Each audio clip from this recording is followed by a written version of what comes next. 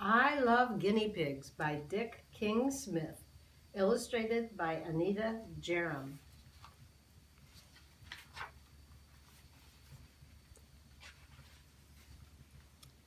Here are the many different looks of guinea pigs. Some have short hair, some have long hair, some are black and white and golden, some are brown, tan, all different looks and colors and fur textures. And here is Dick with one of his favorite guinea pigs. Looks a bit like our Diamond. There's a silly old saying that if you hold a guinea pig up by its tail, its eyes will drop out.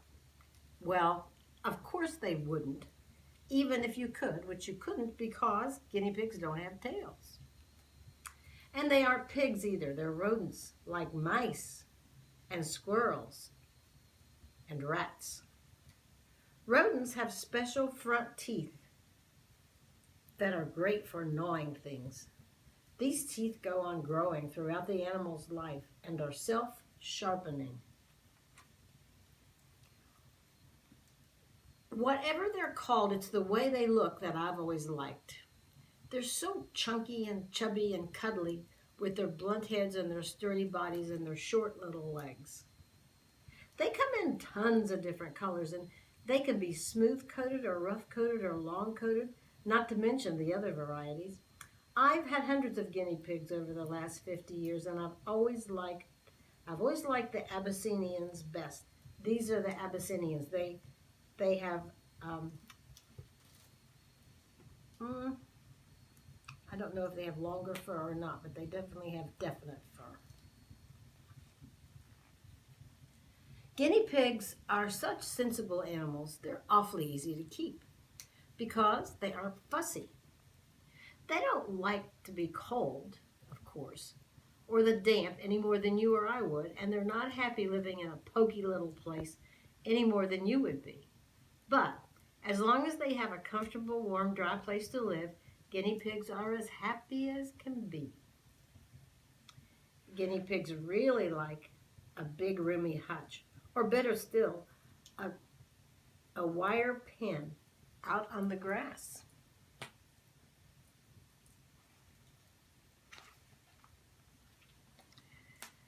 They're hardy animals and don't often get sick. Properly cared for, they can live a long time. Most guinea pigs live for about 5 to 8 years.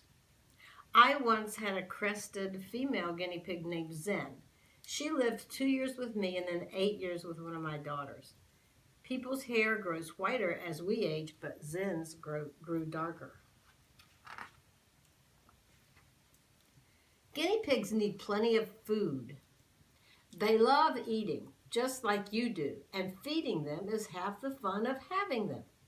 Some people, of course, feed them nothing but hay and pellets from the pet store, and they're just fine with that, but how boring a diet like that must be, both for the guinea pig and for its owner.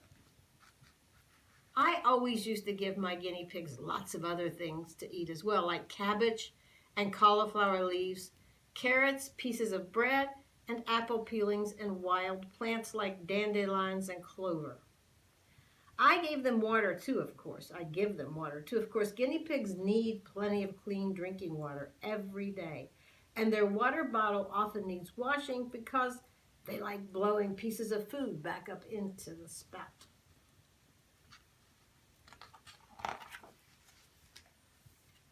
One especially nice thing about guinea pigs is that if you handle them regularly and carry them around, stroke them and talk to them and make a fuss over them, they become really fond of you.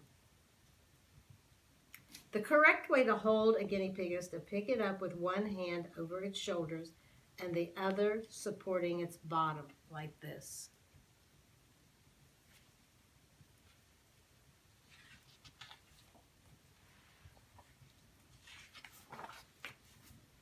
Another nice thing about guinea pigs is that they talk a lot. When they want food or water, they often give a little sort of whistle, and sometimes a sometimes low and sometimes loud. Boars say chutter, chutter, chutter when they're squaring up for a fight. So do sows, that would be the female, when their babies pester them too much. Other things guinea pigs do or say, put, cht, tweet, tweet, tweet, and drrr. But when one guinea pig says prrr to another guinea pig, it's plain as the nose on your face. It means only one thing. I love you. And that brings me to what's best of all about having guinea pigs, the baby ones. Because their ancestors, the wild cavies of South America, lived out in the open with enemies all around them, their young ones had to be ready to run for it. So the guinea pig mama, the sow, carries her unborn litter for a very long time, about 70 days. And when they arrive in the world, they're fully furred, with their eyes open and their mouths already filled with teeth. Newborn guinea pigs are such a comical sight. Their heads and their feet look too big for their bodies.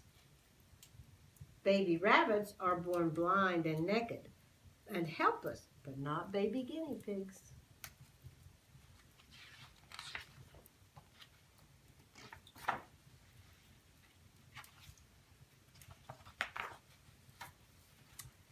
But almost immediately, they show an interest in those two favorite things that guinea pigs love, eating and conversation.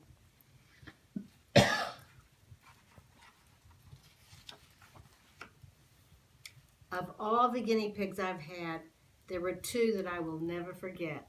Both were Abyssinians.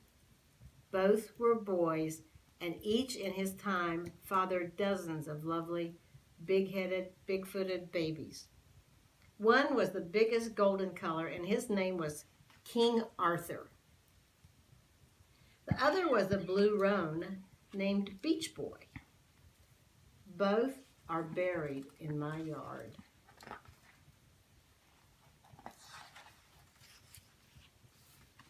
There's a solitary apple tree at the edge of my lawn, and I like to look at it and think that under it, Beach Boy and King Arthur live peacefully. No, that's lie peacefully, one on one side and one on the other side of the apple tree. I'm not sad about this, just happy to remember what a lot of pleasure I've had from all my guinea pigs.